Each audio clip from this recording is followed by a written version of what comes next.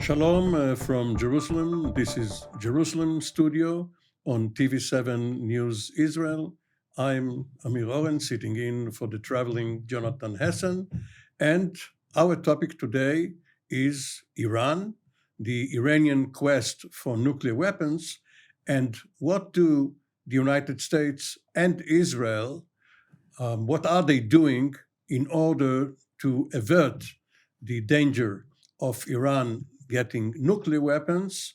Are they still on the same page, or is there daylight between the Trump administration and the Netanyahu government as they are cooperating, sometimes collaborating, but also debating the pros and cons of diplomacy, deterrence, or finally striking at the Iranian nuclear infrastructure?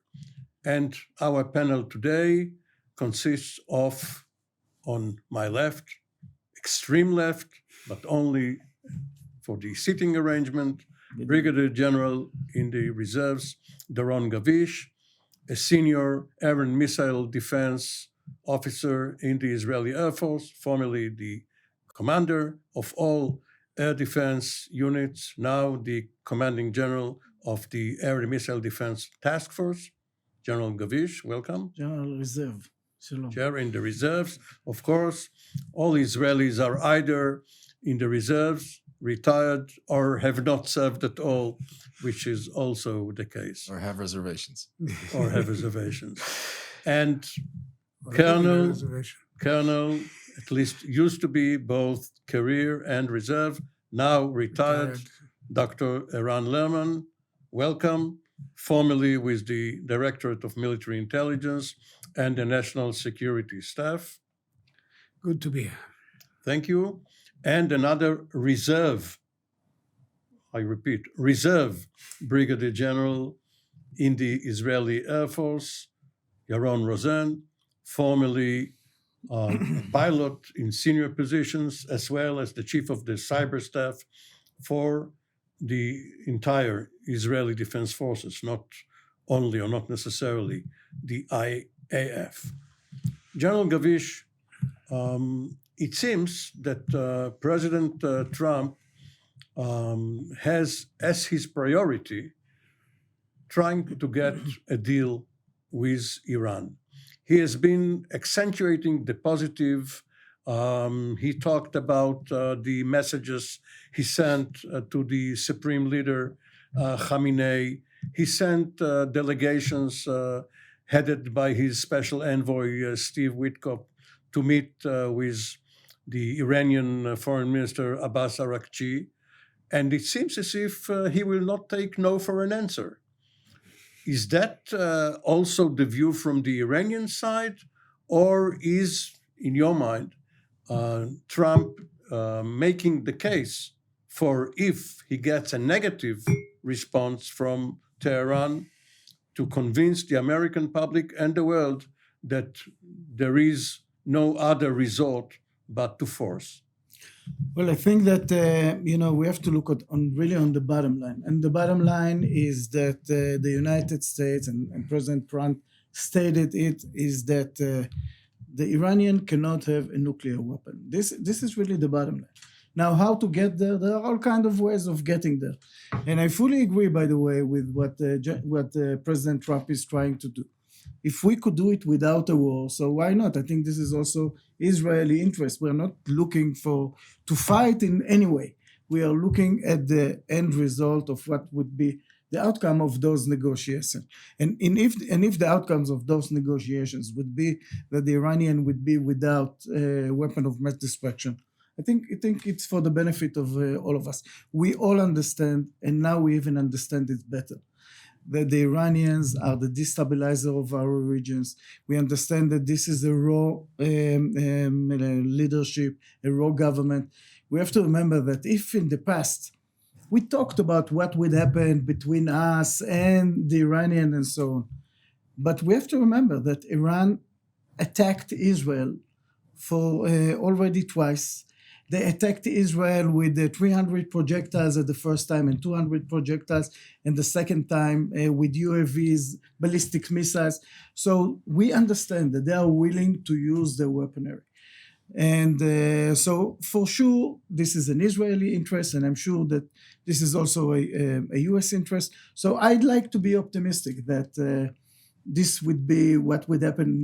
The end result of it would be that Iran don't have this weapon of mass destruction.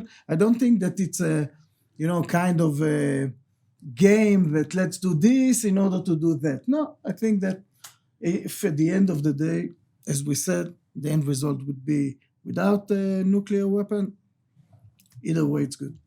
This is the first time a Republican administration is conducting talks with the Iranian authorities on the nuclear file.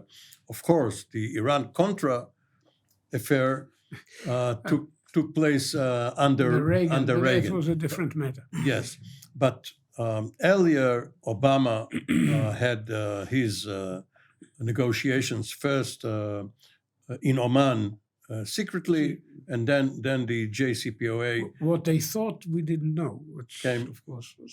You did know. Israel knew it down to the number of the tail number of the American planes landing in Muscat. Because the Omanis told you, not because you spied on the Americans. God forbid, no. For sure, yes. So now Trump wants to negotiate with Iran. He is negotiating directly with them, even when the Omani foreign minister conducts proximity talks. For all practical purposes, It's Arakchi and Witkoff. Yes, these are direct talks. Let's turn it on its head. Trump made it clear back in his first term of office that he wants to talk to the Iranians on his terms, not on theirs, but he wants to talk to them. He will talk. He expected to do so if he's reelected. It's the Iranians who refused to talk to him, who spoke of him as a man that should be killed for what he did because of the assassination of Qasem Soleimani and so on. And the current dynamics indicate that Khamenei and people around him understood that they would be running an unacceptable risk if they refused negotiations at this stage. It's the Iranians who folded, not the Trump administration at this level. Question is, what will happen in the details of the negotiations? In 2015, the Israeli government did not like, of course, there were various ideas, but the decision by the government was to oppose the Joint Comprehensive Plan of Action, the JCPOA, and therefore there was very little input by Israel into the final product. Israel made its decision to disregard, and Prime Minister Netanyahu went to Congress in spite of President Obama's displeasure to try and lobby against this agreement. And a few weeks ago, when Prime Minister Netanyahu sat at the Oval Office, he heard, along with the entire world, from President Trump regarding his preference for talks with Iran. Does Israel have any choice now? Can it, and if it can, should it try to interfere? And if not, what sort of input should it try to have within the American mechanism backstopping or staffing the talks? Let's talk about two things. One is context, the second is leverage. The context a decade ago is different from today. A decade ago, the Iranians have not yet shot one missile. Now we're in a different time. They have proven their credibility. It's a real threat. Conventionally, but they have the means, the ways, and all it will take is time, and science and knowledge do not have barriers. They will reach the nuclear capability, whether we like it or not, if we don't stop this. Now, The context today is very, very different. It's President Trump's second term, and I'm looking at the pictures surrounding us and thinking about what's going on through the minds of these leaders. Each have, two anchors in their minds: the internal politics and the foreign policy. These two things interact, right? And you pull this way and you risk that side, and vice versa. I think that in this triangle of tensions, I think first of all the United States and Trump, of course, the U.S. administration is calling the shots and will continue to call the shots. And the question if Iran, bends over, if you will, is a huge question. I do not have an idea. This is something which baffles me for decades. It's a sort of suicidal ideology, and I have no idea if they will say no to the United States, the mighty United States, after everything that's been clearly stated. So context, very different. But now I think that in the coming days or months, when you look at President Trump's policy, which is momentum, he's giving a timetable, and the timetable is a short timetable because there's no time. And he will tell them, and he's telling them in all the ways of power projection, economically, what he's doing in the region, militarily, how he's positioning his forces, information-wise, what he's telling to the world, diplomatically, what he's doing in all the region, putting aside all the other players. He's focused on this, and what will come out of it, literally, depends on yes or no from the Iranians. Yes, I think there's a credible threat, and the United States and Israel are going to go for the military option. Are you certain? Because Trump wants a deal, or deals, plural, and he's issuing deadlines.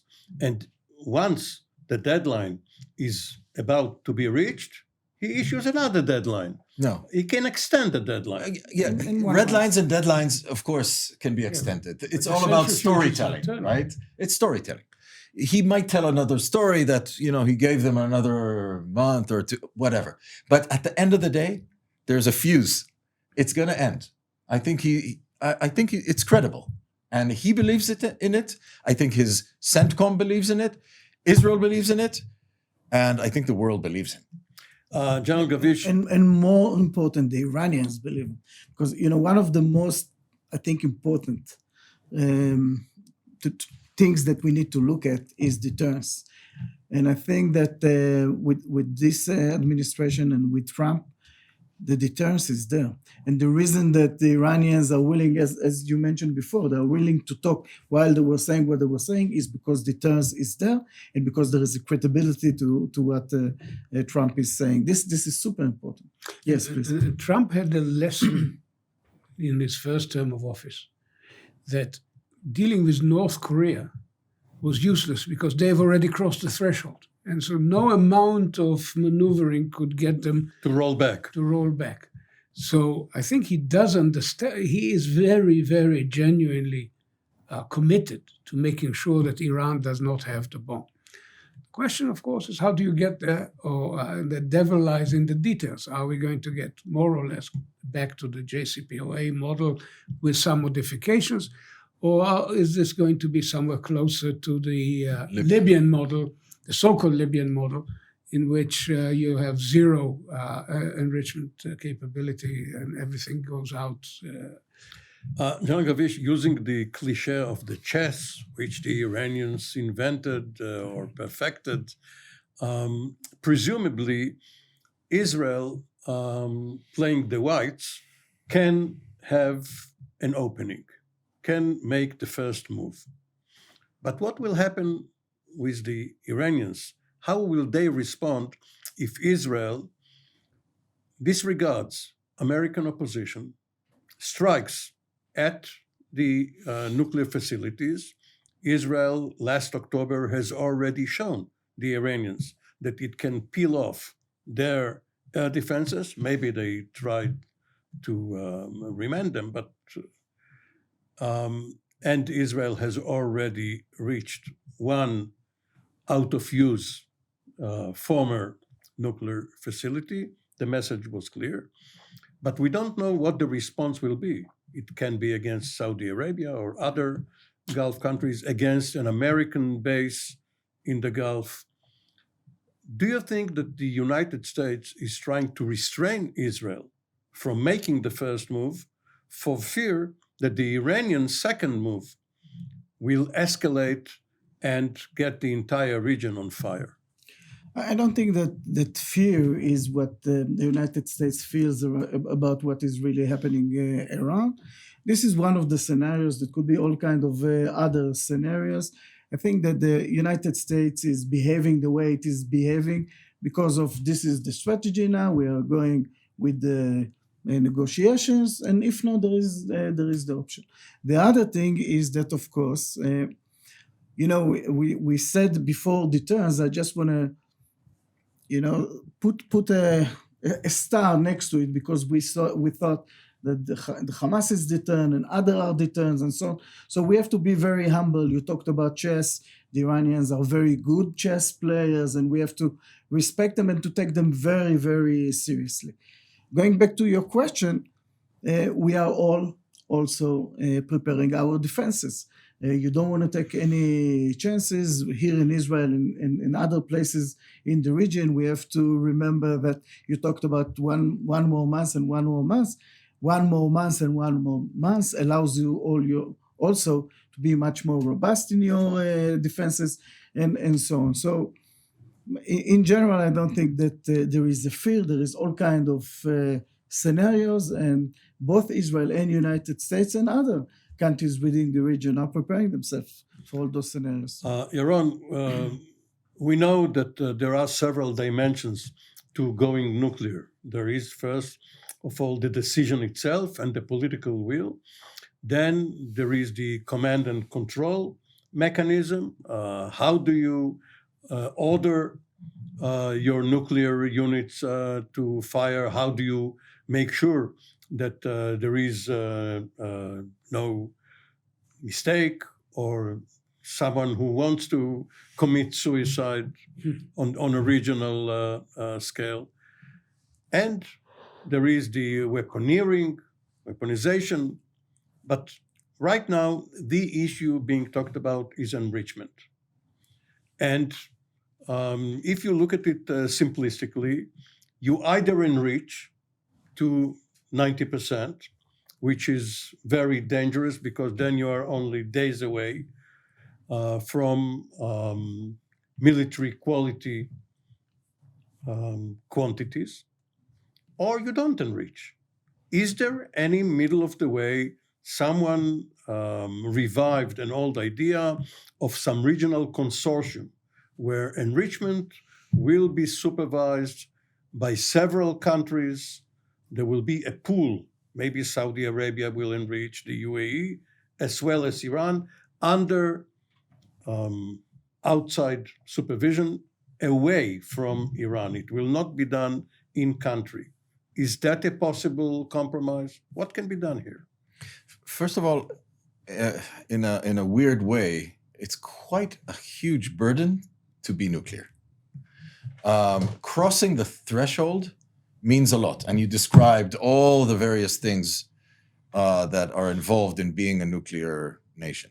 Now, leaders want to be nuclear because they see what comes out of it on one hand, but you can see Pakistan and India. This is a huge burden. I mean, this is a huge burden for countries that know at the end of the day that it's not very easy to take care of these forces. Having said that, because everybody looks at you, right? You're under the eyes of so many things that you have to abide, you have to do all these things. So it's complicated. So in a way, for them to play on the threshold is a greater strategy. So they would rather stay for decades on the verge of having a nuclear capability, a real capability. And going to your question, there may be a ladder. And the ladder may look quite anywhere between the JCPOA and the Libyan model, yes. But I think the Libyan model there's a great lesson for all leaders in the Libyan model. They saw what happened to Gaddafi. That's the end. It doesn't matter. Whatever explanation we give, they saw exactly what happened. Are you sure? Calling it the Libyan model doesn't make it very appetizing. Yeah, it's a Gaddafi. You don't want to die an ugly death. Yeah, Exactly. but was there a cause and effect chain here between Libya's going denuclear in 2003 Perception-wise- and several years later Gaddafi being toppled and then killed? History doesn't Foreign matter. intervention. Yeah, history in a way sometimes doesn't matter what really happened. What matters is what people think, what the perception is, and the perception is. Yeah, but Libya, because it was hiding its nuclear facilities, did not have deterrence. You can't deter when you don't admit that you have it or you don't flaunt it. So Well, that's maybe partially right. I don't know that Israel has any nuclear capability, not formally. It's being on the verge or not saying, and the perception matters. The perception is that Israel is a nuclear power. That's the perception. It's all that matters. Yes, that's all that matters. So in nuclear national strategy, perception is what matters, and the Iranians might go down to some kind of regional, agreement, but I don't think so. But because the amount of distrust between the Gulf states and Saudi Arabia and Iranians is it's so different. It's the differences are so big. The way it might work is somehow, by the way, that may pull in Russia or China into the play because they want the nuclear materials for their own purposes, etc.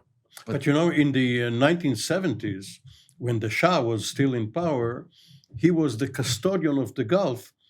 He was supposed to protect Saudi Arabia and the Sheikdoms and even Jordan. But of course, this was before the revolution. But this cooperation between Israel and the United States, up to a point, is that acceptable to the Gulf states? Well, they cheered us behind the scenes back in 2015 when Israel took a position against the JCPOA. We did this in public, loudly. They did this in behind closed doors. If you remember, there was a situation in which President Obama sort of sheepishly admitted in an interview with Fareed Zakaria that the Israelis are the only one openly criticized, because he knew very well what the Saudis were telling his people in no uncertain language behind closed doors. And I think this is still the same. The Saudis know that only two countries in the world actually have the capability of damaging the Iranian project: the Americans fully, and Israel to some extent. And that is what ultimately plays out, because without a credible military threat, the Iranians would give nothing. Question is, what could be the terms of an agreement? And I would walk this backwards from the two things that must be, in any case, secured. One is an end to the ballistic missile project. This is even demanded by a UN resolution. This is not the JCPOA. This goes beyond the JCPOA. But non-binding. Yes, but this must be there, because once they don't have the means of delivery, the game changes. The second is a very, very different kind of inspection, because the fact that Grossi actually, IAEA chief. the head chief of the IAEA, did well in recent months, exposing where the Iranians are going, just tells us how useless his agency has been all these years until he started playing the game right. So the IAEA as an institution is inadequate for the mission. The US must be there in full force. Once you secure these two elements, you can start thinking backwards to what levels of enrichment could or may be tolerated once these two elements are there. And people tend to forget, when Netanyahu spoke against the JCPOA, the emerging JCPOA in March 2015, he didn't say to the US Houses of Congress, don't cut a deal. He says, this is a bad deal. You can get a better deal given your leverage. And that's as true now as it was then. Let me ask all three of you, in turn, a naive question.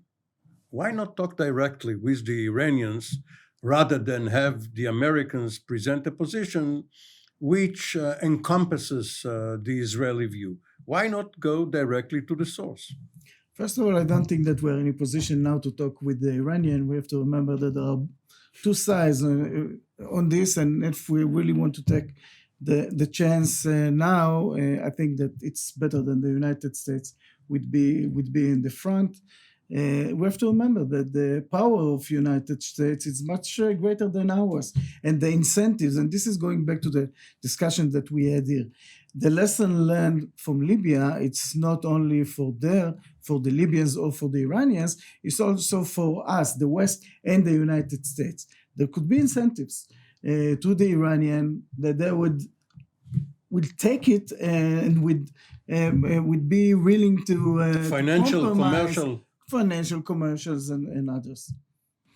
Well, the answer quite clearly lies in Ali Khamenei's tweet account, or what do we call it nowadays, the Axis. He recently uploaded again his explanation of why Israel should be and can be eliminated from this world in a much better English and improved graphics compared to the version which I originally saw back in November 2014.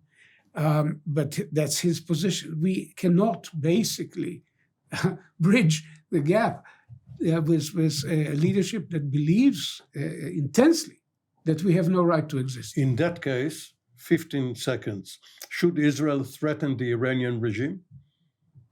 No, it's not about the regime.